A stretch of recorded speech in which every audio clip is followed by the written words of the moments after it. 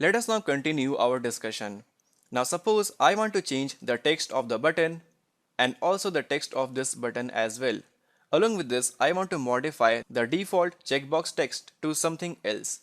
So for that again, what you can do, you can simply select that particular button. Suppose I want to modify the text of this button, so I will now select it. So make sure it is selected. When you select it, it will simply show you all the properties of this particular button on the right hand side here. And now here at the top you will find the properties of the button. Select it and then change the text to, let's call it, login. Click somewhere else to save it. And then you will find the font section. Click on it and from here you can change the font. Select any of the font, and in case you want to change the style to bold, then you can even do that. Make it bold, so our text becomes bold. And from the slider you can change the size of the text like this. I guess 13 was perfect.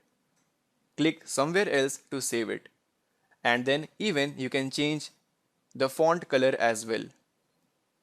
So from here I want my text to be red, or if you want yellow, then select yellow like this. Click somewhere else and my text becomes yellow. And at any point you want to revert your color back to the default one, so simply select this settings icon and reset to default. So our font color is now back to black like this. And now suppose I want to modify the text of this button, so I will simply select it and also make sure this button is selected here as well. And then modify the text here by selecting the properties from the top and then change the text to sign up like this. Click somewhere else and the changes will be reflected here. Similarly, let us select the checkbox. Make sure it is selected here as well, and then change the text to I agree to terms and condition. Click somewhere else. Perfect, right? And now let us rearrange everything. So let us drag and drop our checkbox somewhere here, sign up button at the bottom, login button just above the sign up button,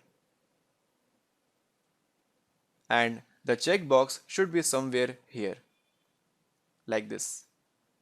Perfect, right? So let us now run our application.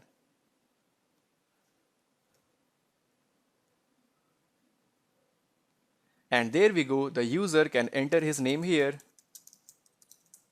and then agree to the terms and condition and click on login. And if he is a new user, then he can simply sign up here and the sign up page will come up. So this was just a very short example how you can modify the properties of all these controls present within your layout.